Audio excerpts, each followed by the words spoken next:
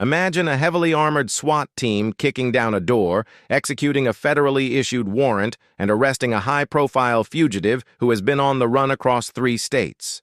Today, we take this level of highly coordinated nationwide law enforcement for granted. But now, I want you to erase that modern image completely from your mind.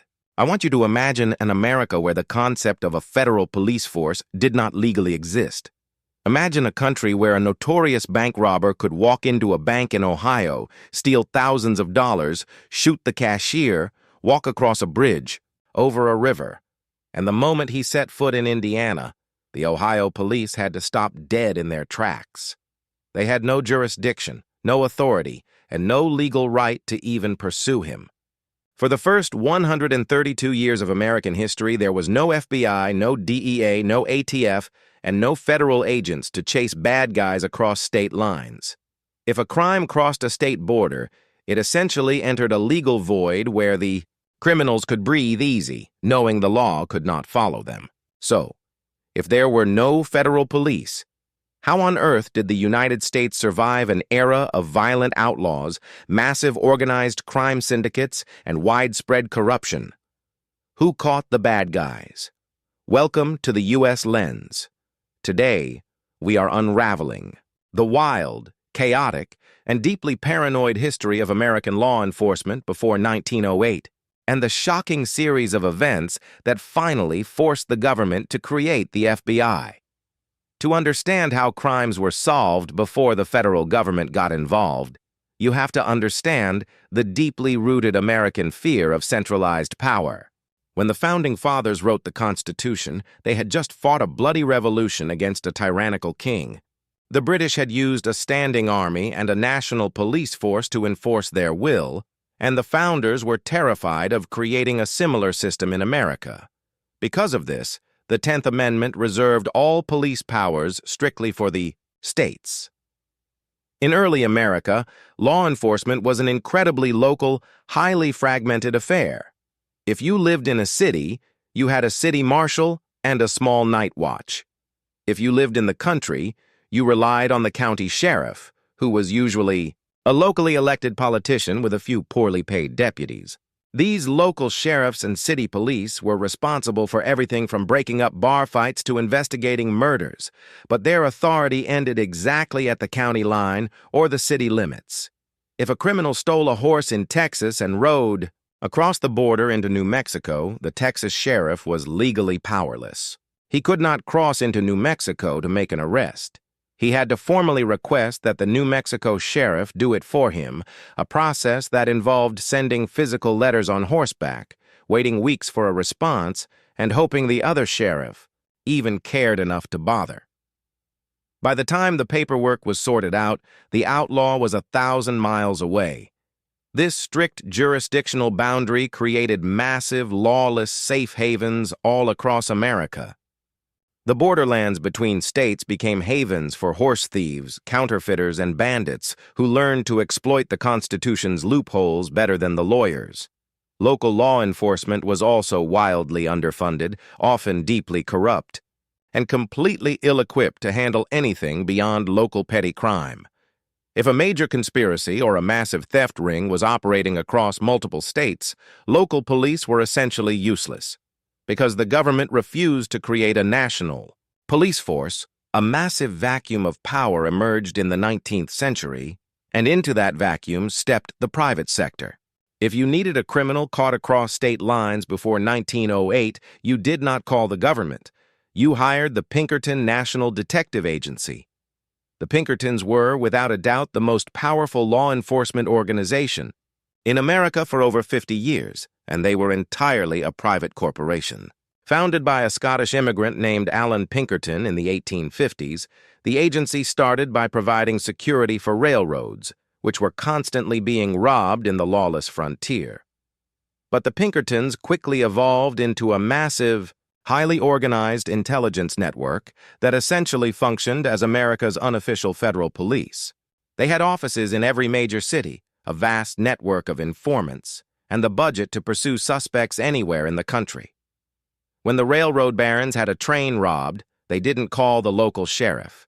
They sent a team of Pinkerton agents who would track the outlaws across state lines, into the mountains, and even into other countries. The Pinkertons were the ones who hunted down famous outlaws like Butch Cassidy and the Sundance Kid, and they were the ones who infiltrated and dismantled the secret society of Irish coal miners known as the Molly Maguires.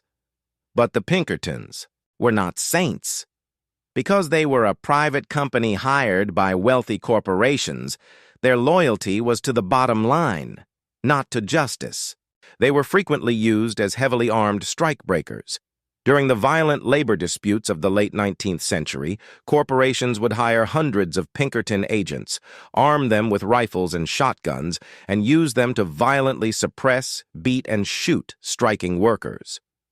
The most infamous example was the Homestead Strike of 1892, where a bloody battle broke out between striking steelworkers and a barge load of armed Pinkertons, leaving several men dead on both sides. The American public developed a deep love-hate relationship with the Pinkertons. They loved reading about the Pinkertons hunting down Wild West outlaws, but they despised them as the muscle of greedy corporate monopolies. Several states actually passed laws making it illegal for Pinkerton agents to operate within their borders, fearing they were a rogue, unaccountable police force. But despite the controversy, the federal government itself frequently relied on the Pinkertons. When the Secret Service was overwhelmed, or when local police failed, the Department of Justice would quietly hire Pinkerton detectives to investigate federal crimes, a highly embarrassing arrangement that showed just how broken the American law enforcement system was. If you were not a wealthy corporation who could afford the Pinkertons, and a crime crossed state lines, you had to rely on a much rougher, more primitive form of justice, the bounty hunter and the posse. In the American frontier, the sheriff had the legal authority to deputize ordinary citizens to help him track down a criminal. This group of deputized men was called a posse comitatus, meaning the power of the county. If a murder happened and the sheriff needed help tracking the killer through the desert, he would round up a posse of local farmers, cowboys, and miners, hand them badges, and ride out. It was chaotic, dangerous, and completely unregulated. Furthermore, there were professional bounty hunters who made a living tracking down fugitives for the cash rewards posted by local governments or private individuals. These men were often as violent and ruthless as the outlaws they chased. They operated entirely outside the boundaries of the law, frequently crossing state lines to grab a wanted man, drag him back across the border in chains, and collect their money. It was a brutal, frontier brand of justice that relied on violence, endurance, and local knowledge rather than legal procedure or forensic science. Before 1908, there was no such thing as forensic science at the local level. There were no federal crime labs, no DNA databases, and no centralized fingerprint repositories. If a local sheriff in Nebraska found a body, he had to rely on interviewing witnesses, looking at footprints, and using his own intuition. If the killer fled to Colorado, the Nebraska sheriff was out of luck. The American West was conquered and policed by this patchwork system of local sheriffs, posses, bounty hunters, and private Pinkerton armies. It was highly romanticized in dime novels, but in reality, it was a deeply flawed, incredibly violent system that allowed thousands of criminals to escape justice simply by crossing an invisible geographical line. As the 19th century came to a close, the fundamental nature of crime in America began to change, and the old local system completely broke down. The Wild West was being tamed, the frontier was closing, and America was rapidly industrializing. The new criminals were no longer lone horse thieves riding into the sunset. They were sophisticated, highly organized syndicates operating on a massive scale. The biggest threat to the American economy in the late 1800s was not bank robbers. It was white-collar corporate fraud. In the western states, massive land fraud rings were stealing millions of acres of public land from the federal government. Corrupt politicians, fake land speculators, and bribed local officials were filing false claims for public land, splitting the deeds among themselves, and selling the stolen property to innocent settlers. This was a federal crime. involving millions of dollars and crossing multiple state lines, but there was no federal agency capable of investigating it. The Department of Justice, created in 1870, was essentially just a tiny group of lawyers in Washington, D.C. They could prosecute a case in court, but they had absolutely no investigators to go out into the field, gather evidence, serve subpoenas, or make arrests. They were lawyers without police. To investigate federal crimes, the Attorney General had to beg, borrow, or steal investigators from other departments. Mostly, they relied on the Secret Service. Yes, the Secret Service, which had been created in 1865 solely to combat counterfeit currency, became the default federal investigative agency for the United States government. If there was a massive land fraud in Oregon, the Department of Justice would ask the Treasury Department to send Secret Service agents from Washington to investigate. It was an absurd, embarrassing, bureaucratic workaround. The Secret Service agents were good at what they did, but they were stretched incredibly thin, and using them to investigate land fraud or interstate murders took them away from their primary duty of protecting the nation's currency. The breaking point finally arrived in the early 1900s, driven by a perfect storm of political corruption, corporate greed, and presidential ambition. At the turn of the century, the United States was in the grip of the progressive era, a time when journalists and politicians were exposing the rampant corruption of the Gilded Age. One of the most explosive scandals involved the massive monopolistic trusts, like the Standard Oil Company, which were systematically bribing politicians, crushing competitors, and violating federal antitrust laws on a massive scale. President Theodore Roosevelt, a fiery progressive, was determined to bust these trusts, but he faced a massive problem. He had the lawyers to sue them, but he had no investigators to gather the hidden financial records and secret evidence needed to prove their crimes in court. Roosevelt was also furious about the rampant land frauds happening in the western states, where his conservation efforts to protect public lands were being actively sabotaged by corrupt syndicates. In one notorious case, the Oregon land fraud ring involved high-level government officials and was stealing millions of acres of forest land. When the Department of Justice sent Secret Service agents to investigate, they were met with violence, intimidation, and local police who were on the payroll of the criminals. Roosevelt realized that relying on borrowed Secret Service agents was a national security risk. He needed his own army of investigators loyal solely to the Department of Justice. However, Roosevelt faced a massive political roadblock. Congress was still deeply paranoid about the idea of a federal police force. The memory of the Pinkertons breaking up labor strikes was fresh in their minds, and many politicians feared that giving the executive branch its own detectives would create an American secret police force that a corrupt president could use to spy on his political enemies. Congress had actually passed a law explicitly forbidding the Department of Justice from spending any money to hire its own investigators. Despite this explicit congressional ban, Roosevelt and his Attorney General, a progressive crusader named Charles Joseph Bonaparte, decided to take a massive, constitutionally risky step. Bonaparte, who ironically was the grandnephew of the French Emperor Napoleon Bonaparte, was a brilliant, stubborn lawyer who shared Roosevelt's vision of a modern federal justice system. In the spring of 1908, Bonaparte realized he had a few $1,000s left in his department's discretionary budget. In a move of quiet administrative rebellion, Bonaparte used that money to hire 9 former Secret Service agents and 31 other investigators. He did not ask Congress for permission. He did not hold a press conference. He simply created a small, unnamed squad of investigators and put them to work tracking down land fraudsters and investigating antitrust violations. For a few months, this secret squad operated in the shadows, completely illegally under the letter of the law. But the secret could not be kept forever. When Congress found out what Bonaparte had done, they were furious. The idea of an undercover investigative force answering only to the Attorney General deeply spooked the old guard politicians. In May of 1908, Congress passed a specific targeted appropriations amendment that explicitly outlawed the transfer of Secret Service agents to the Department of Justice and essentially defunded Bonaparte's secret squad. They thought they had killed the idea of a federal police force once and for all, but they had miscalculated Theodore Roosevelt's sheer political audacity.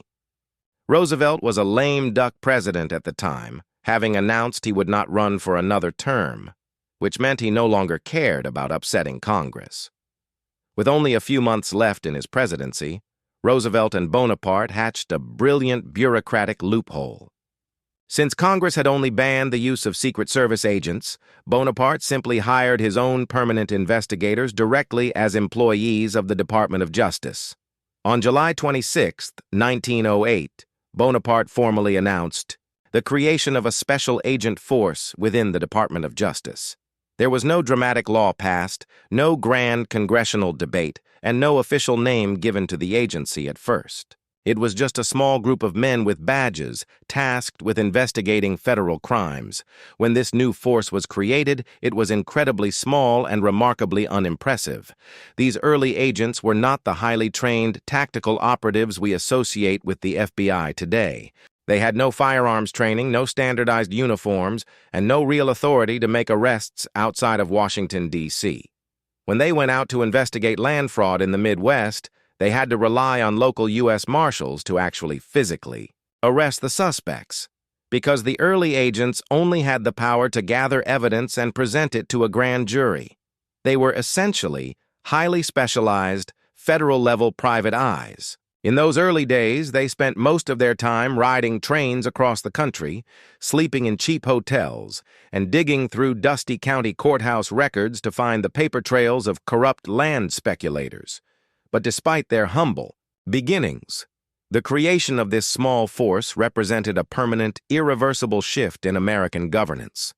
The invisible constitutional line that had kept federal police power at bay for 132 years had finally been crossed.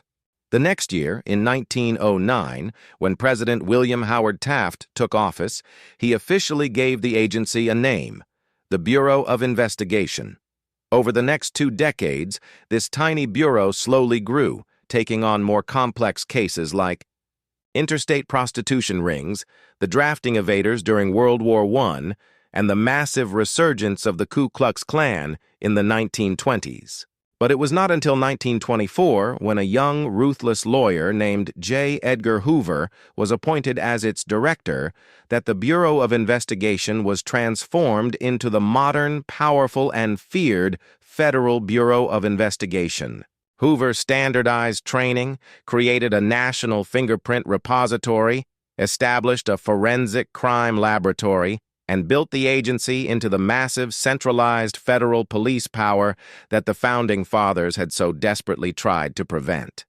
When we look back at the era before 1908 through the U.S. lens, we see a fascinating, chaotic experiment in localized power. For over a century, America tried to fight crime without a federal police force, relying instead on local heroes, violent posses, and private corporate armies like the Pinkertons. It was a system that worked well enough for a rural agricultural society, but it completely collapsed under the weight of the Industrial Revolution, interstate railroads, and sophisticated organized crime. The creation of the FBI was not a heroic moment of legislative foresight. It was a quiet act of administrative rebellion by a president and an attorney general who realized that the Constitution's fear of a standing army did not apply to the modern, borderless reality of 20th century crime. The transition from a nation where outlaws could escape justice by crossing a river to a nation where federal agents can track you across continents with satellites and digital forensics is one of the most profound transformations in American history. Today, we live under the watchful eye of a massive federal law enforcement apparatus, a reality that began not with a bang, but with 9 borrowed secret agents and a desperate act of bureaucratic defiance in the summer of 1908. The wild, localized, outlaw era of American justice was gone forever, replaced by the long-reaching arm of the federal government.